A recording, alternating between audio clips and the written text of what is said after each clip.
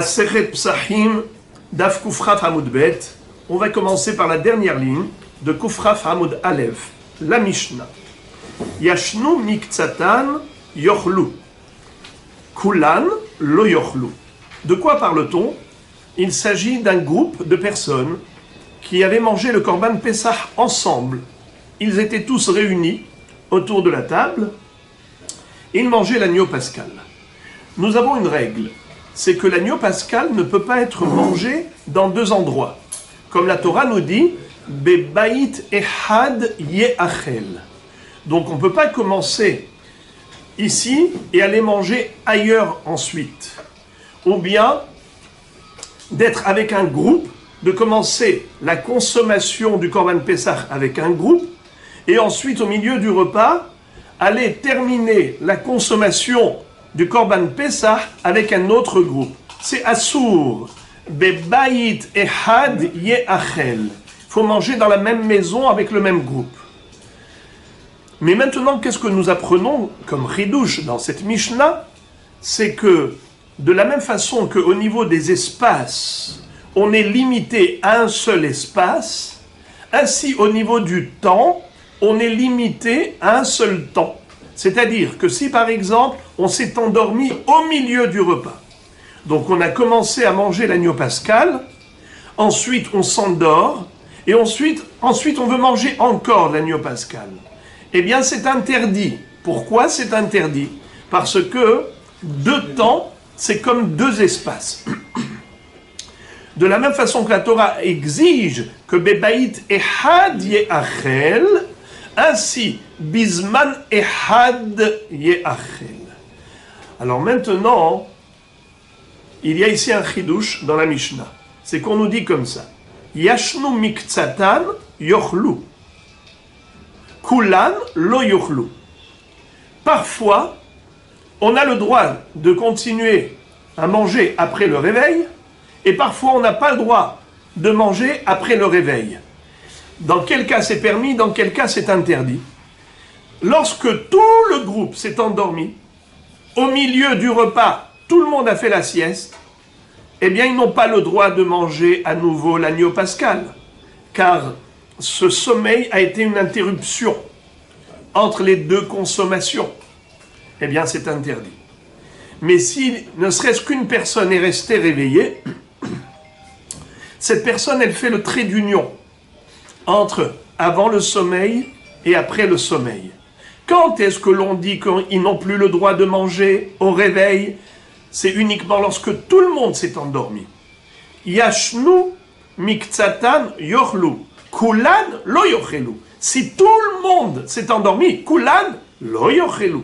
Mais si yashnu miktsatan, c'est juste une partie du groupe qui s'est endormi, l'autre partie est restée réveillée, alors ceux qui sont restés réveillés font le trait d'union entre avant et après le sommeil de ces gens-là. On a retrouvé cette notion même au niveau de l'espace. Rappelez-vous l'histoire de Khatan et Kala. Si on avait un groupe de personnes qui prenaient un repas ensemble, ils avaient fait motzi, ils mangeaient, et voilà qu'ils ont entendu que Khatan et Kala traversaient la rue. Ils ont dit, on va aller faire la mitzvah de l'Esamea Khatan Vekala. Si tout le groupe s'est levé, tout le groupe est sorti pour l'Ikrat Khatan Vekala, alors ils doivent faire Birkat Amazon pour ce qu'ils ont déjà mangé, et au retour, ils devront à nouveau faire Motzi et ainsi de suite. Mais, on avait vu que s'il était resté ne serait-ce qu'un seul homme, Zaken Ochole, qui était resté sur place, dans ce cas-là, ils n'ont pas besoin de faire Birkat Amazon pour la première consommation, et ils n'ont pas besoin de recommencer Motzi pour la nouvelle consommation. On considère que c'est un seul et même repas, grâce au trait d'union. C'est qui le trait d'union? La personne qui est restée dans cet espace. Donc nous voyons qu'au niveau de l'espace, une personne qui n'a pas bougé d'ici peut faire le trait d'union. Eh bien la même chose au niveau du temps. Une personne qui n'a pas dormi peut faire le trait d'union pour ceux qui se sont endormis. Alors eux aussi pourront manger encore l'agneau pascal Et on ne dira pas qu'ils ont mangé en 2 temps, avant le sommeil, après le sommeil, étant donné qu'il y a quelqu'un qui est resté réveillé tout le temps, il fait le trait d'union entre les 2 temps, comme au niveau de l'espace. Ce nota qui va rester, c'est aussi une avera, non? Alors, vous posez une bonne question. Dans le cas où tout le monde s'est endormi, au milieu de la consommation de la nuit au Pascal. Alors, maintenant, quand ils vont se réveiller, ils ont un grand dilemme. Pourquoi ils ont un grand dilemme? Car d'une part, il y a de la viande de l'agneau pascal qui est là, et normalement c'est assourd de laisser de la viande du korban jusqu'à l'aube. L'ototiru mimenu ad boker, ve'anotar mimenu ad boker ba'esh yisrofu. Donc, assourd de laisser du notar du reste. Mais d'autre part, la Torah te dit, bebaït ehad ye'achel. C'est-à-dire qu'il faut manger que dans une seule maison, pas dans 2 maisons, en un seul temps, pas en 2 temps. Alors, maintenant, qu'est-ce qu'il fait ce bonhomme? Quoi qu'il fasse, il est en infraction. S'il mange, eh bien, il a transgressé le issour de Bebaït et Hadye Achel. S'il ne mange pas, il transgresse le issour de l'ototiru. Ne laisse pas de la viande. Alors, qu'est-ce qu'on va faire maintenant? Entre les deux. Premièrement, je peux dire, Assez, Dohe, Lota Assez. Le Assez de Bebaït et Had Yeachel repousse le Lota Assez de Notar. Premièrement. Deuxièmement, c'est que quand la personne se trouve dans un dilemme entre faire une Avera passivement, une Avera activement, mieux vaut qu'il la fasse passivement. S'il ne mange pas, il est passif, eh bien, il est en transgression de l'ototiru. S'il mange, il est en transgression par rapport au bebaït et hadi achel. Mais quand il mange, il est actif. Quand il ne mange pas, il est passif. Mieux vaut qu'il ne mange pas, qu'il reste passif. Shev ve alta ase adif. Reste tranquille, n'agis pas. Mieux vaut être en infraction dans une inaction plutôt qu'en infraction en état d'action. C'était une parenthèse. Tournons la page. Rabbi Yossi Omer, nitnamnemu yochelu, nirdemu lo yochlu.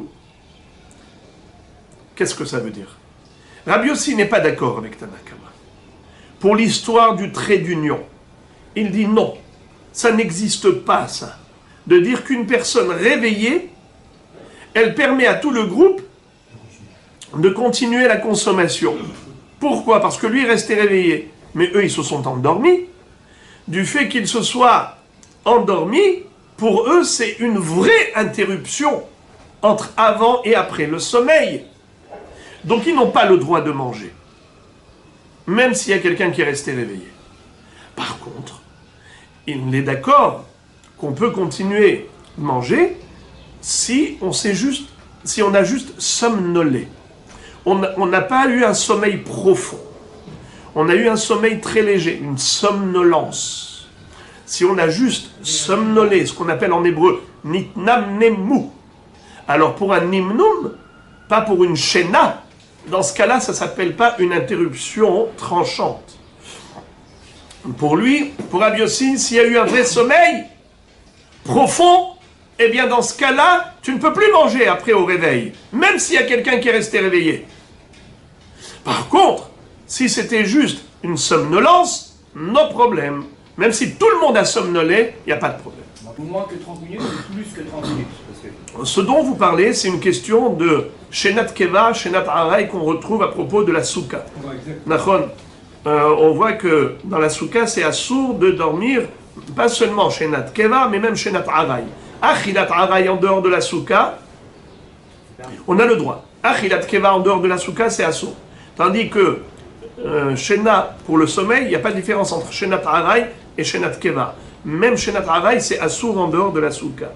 Et là, on parle en effet de Shenat Aray par rapport au temps de sommeil durée de sommeil. Est-ce qu'il faut faire Netilat Yadayim au réveil? Là encore, on parle de durée de sommeil. Là, on parle de Shenat Aray, c'est la durée du sommeil. Mais c'est un sommeil profond, sauf qu'il était court. Mais là, on parle de somnolence. Ce n'est pas la quantité de la durée de temps, c'est la qualité du sommeil.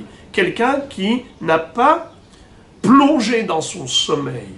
Ça veut dire qu'on va voir dans la Gemara plus tard que comment est-ce qu'on peut savoir si quelqu'un a plongé dans le sommeil ou bien est-ce qu'il est juste en train de somnoler. C'est quand on l'appelle, il répond.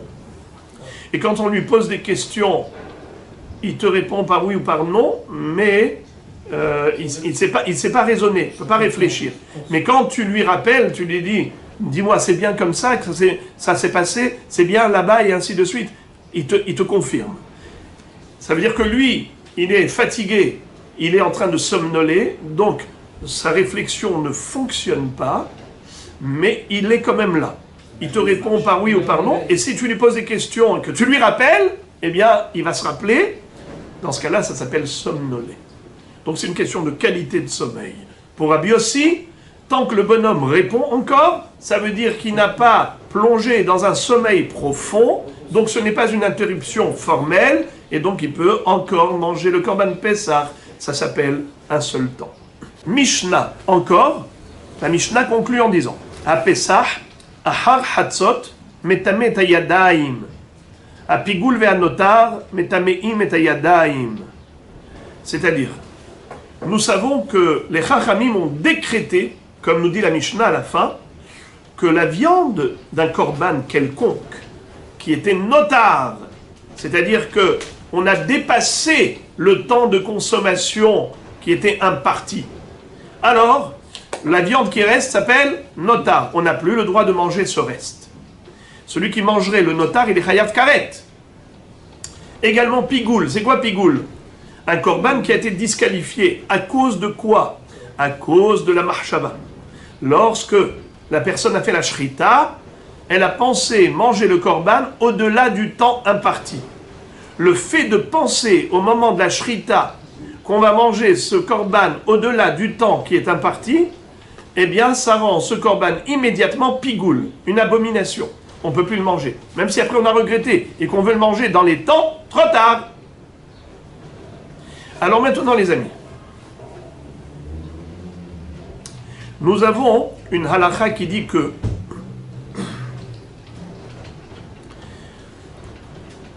Midérabanan, celui qui touche le pigoul, celui qui touche le notar, ses mains deviennent tamées.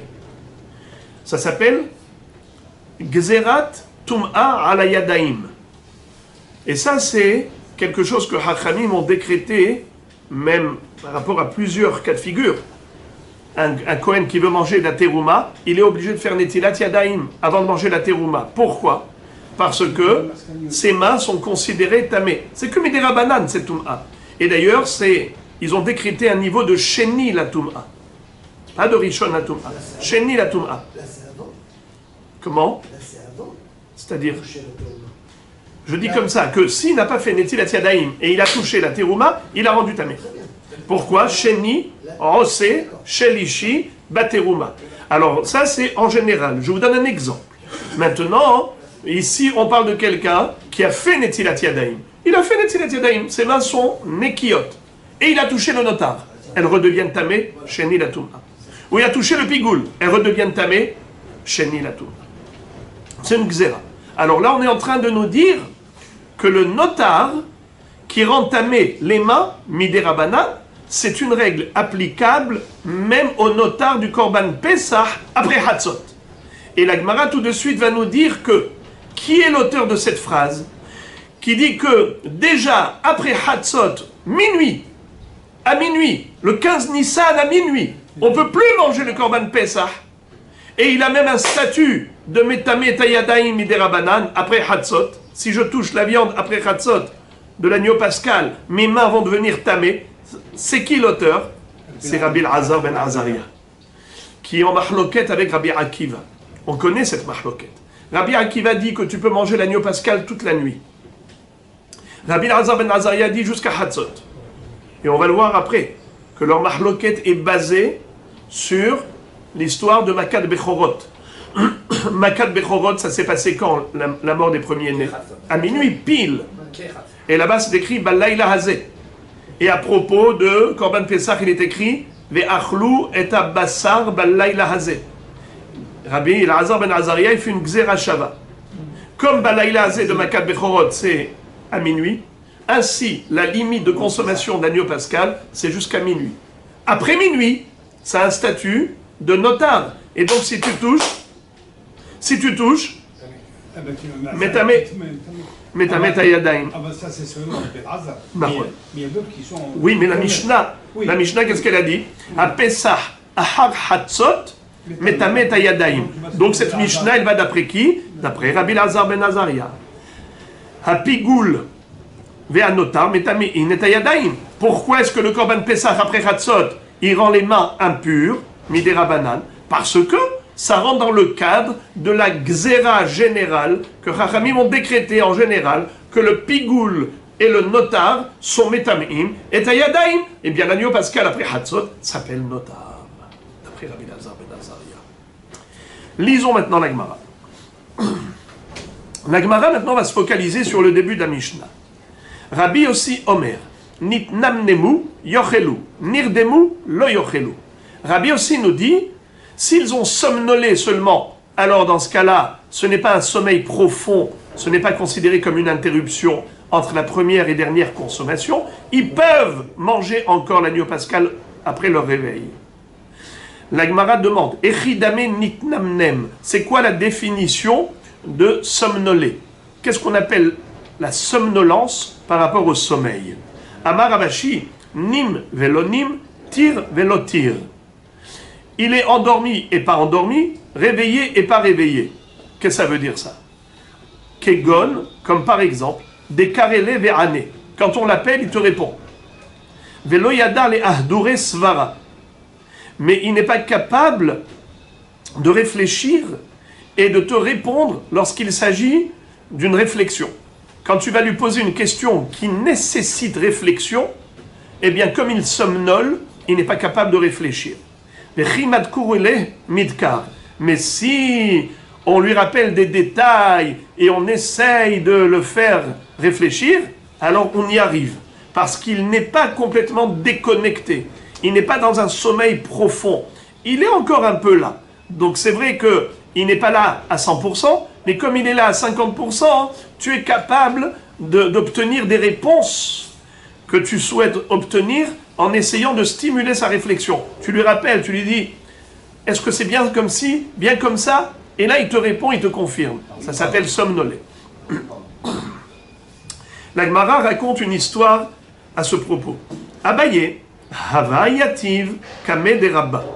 Abaye, c'était le neveu de Rabba, son élève, et il était assis autour de la table de Rabba la nuit de Pessah.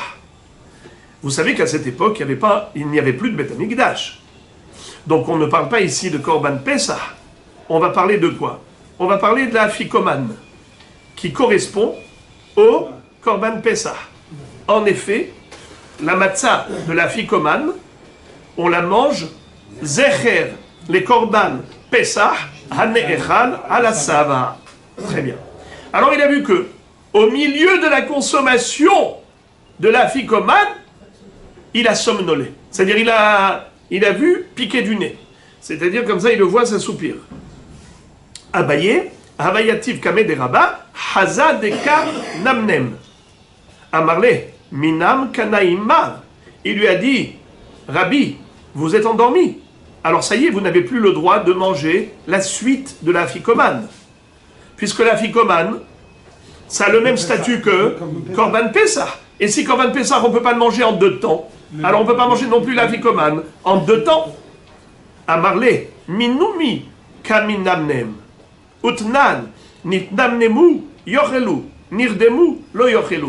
Il lui a dit non, mon cher fils, je ne me suis pas endormi totalement, j'ai juste somnolé. Et Rabbi aussi, il a la halakha comme Rabbi aussi, lui-même nous dit que si c'est juste une somnolence et pas un sommeil profond, on a le droit de manger encore. Moi, j'ai juste somnolé. Gemara. À Pesach, Ahar Hatzot, Metameta Yadaim. On a appris dans la Mishnah qu'après Hatzot, l'agneau pascal, si on le touche, il pourrait nous rendre les mains impures midera banane, car il a un statut de notar. La Gemara demande Alma me Hatzot avale notar mantana.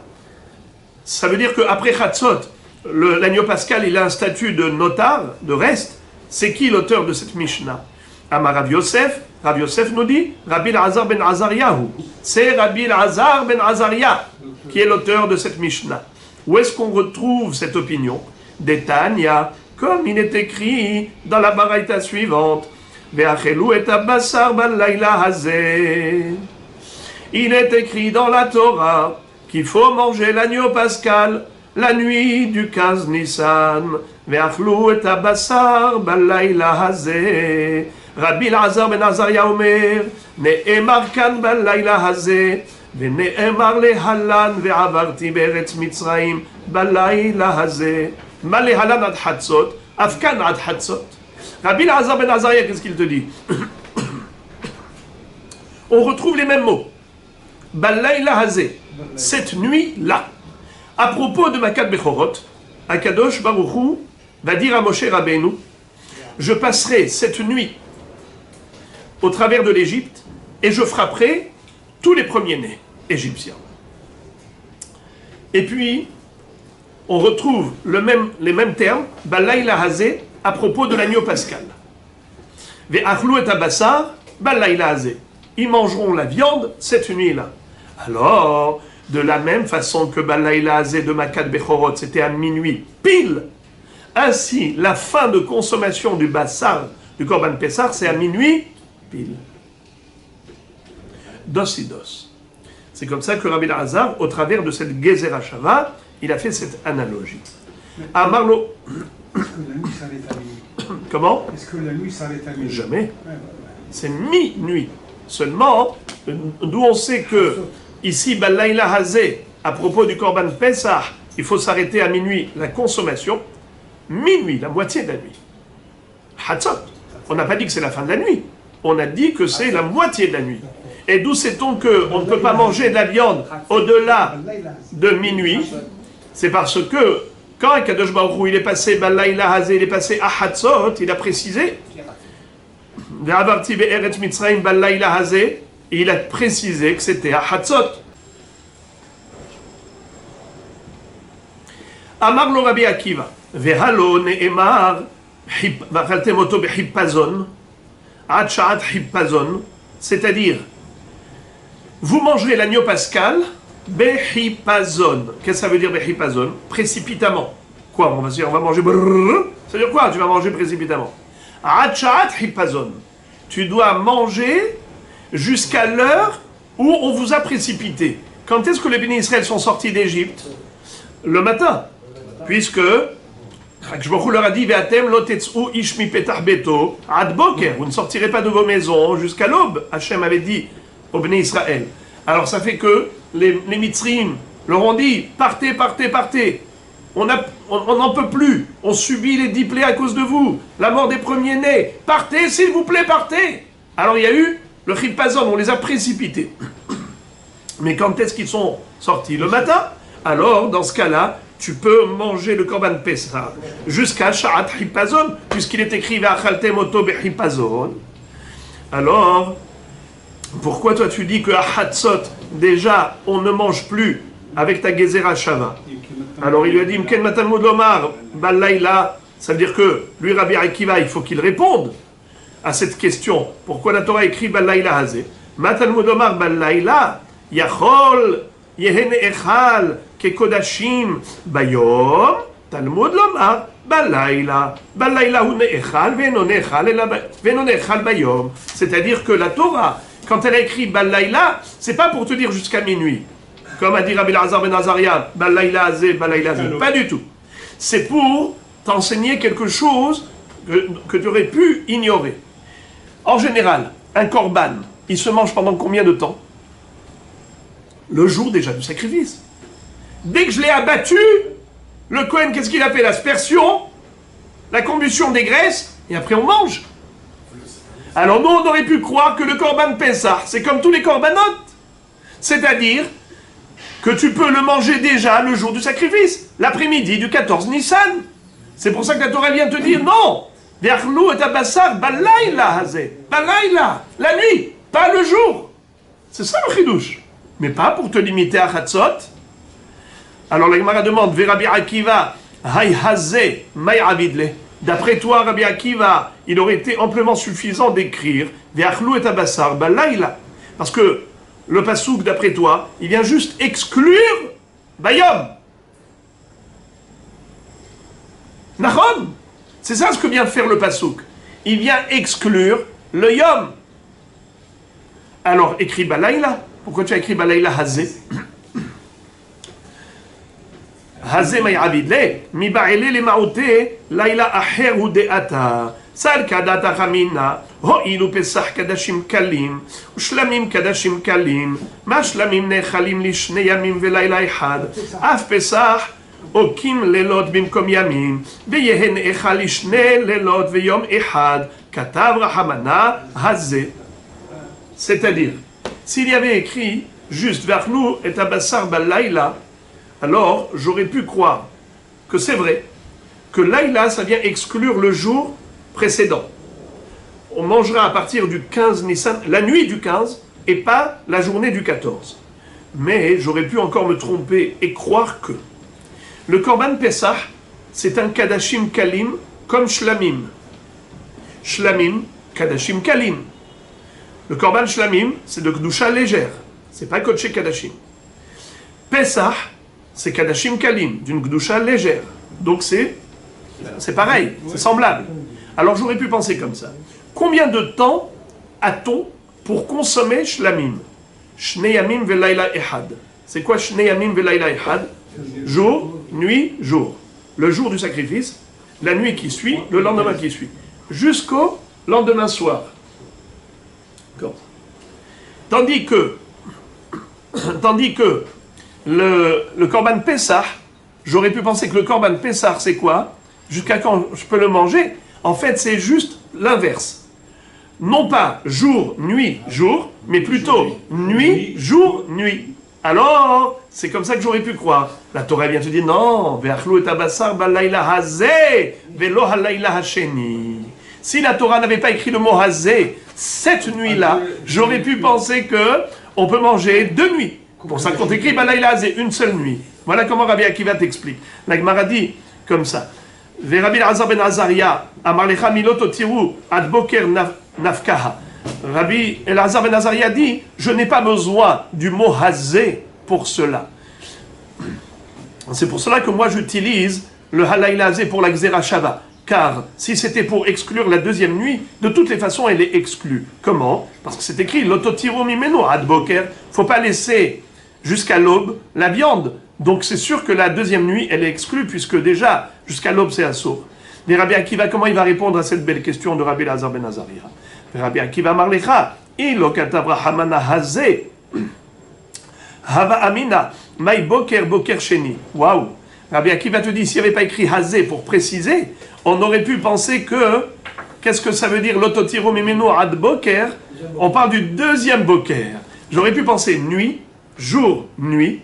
Mais après, dans la deuxième nuit, il faut que tu termines avant le lever du jour. Et donc j'aurais pu penser que l'ototiru mimenu ad boker, ça ne parle pas du premier boker, mais du deuxième boker. C'est pour cela que la Torah a écrit Laïla hazeh. Alors, Rabbi Elazar, Amarlecha. Alors Rabbi Elazar, comment il va rétorquer par rapport à cette belle réponse de Rabbi Akiva? Il te dit non. Kol echad ekatav boker, boker rishonu. C'est sûr que je n'aurais pas pu penser que c'est boker sheni, car à chaque fois que la Torah elle dit boker, c'est boker rishon. Maintenant, on ne va pas parler de afikoman, maintenant on va parler de matzah qu'on mange au début. Amarava, achal matzah bazman azeh, ahar hatzot, les Rabbi Elazar ben Azaria, lo yatsa yede chovato. Celui qui mange de la matzah la nuit de Pessah, il a commencé son seder trop tardivement, il a mangé la matzah après hatzot, il n'est pas quitte selon Rabbi Elazar ben Azaria. La Gemara dit pshita, de kevan di itkash la Pessah, Kepesach Dami. Nous avons une règle que la Torah a comparé la matzah au Korban Pesach. Comme il est écrit Al Matzot Umrorim Yochlu. Donc, à l'heure où tu peux manger le Pesach, c'est l'heure où tu peux manger la matzah. Si tu as dépassé Chatzot, c'est sûr que d'après Rabbi Elazar ben Azariah, puisque tu ne peux pas manger Pesach, tu ne peux pas manger non plus matzah, car la matzah et le Pesach se mangent dans le même temps. La Gemara dit Maoud etema ha'apkekra mekesha kamash marladechi haderekra lemilta kamaita hadere. Vous vous rappelez ce qu'on avait étudié hier dans le Hamoud Aleph, c'est que la Torah nous a enseigné que la matzah, elle est obligatoire que la première nuit. Mais les autres jours, c'était reshut, c'était facultatif. D'où on l'apprend? Parce que c'est écrit chez Shet Yamim Tochal Matzot, ou Bayom HaShevi'i Atzeret Lashem Elohecha. Ça veut dire que pendant 6 jours, tu manges de la matzah. Et le 7e jour, c'est Yom Tov, Shvi'i Shel Pesach. Mais quand tu me dis Shevi'i, chez Shet Yamim, 6 jours, tu manges de la matzah. Ça veut dire le 7e jour, tu n'es pas obligé. Après, on te dit, on a comparé les 6 premiers jours au 7e jour. Comme le 7e jour, on n'a pas l'obligation de manger de la matzah, les 6 jours non plus. D'abord, chez Yatsa Minaklal, les lamed, lo les lamed alatzmo bilvad yatsa, et lamed alaklal kulo yatsa. C'est-à-dire, de la même façon que le 7e jour, c'est facultatif, ainsi les 6 jours, la matzah, c'est facultatif. C'est pas obligatoire. La Gemara dit, ah bon, c'est pas obligatoire? Alors, et la première nuit? Et la première nuit, alors, il n'y a pas de riyuv? Ouais, la première nuit, ba'erev tochelu matzot. Comme il y a écrit ba'erev tochelu matzot, on a l'obligation de manger la nuit du seder.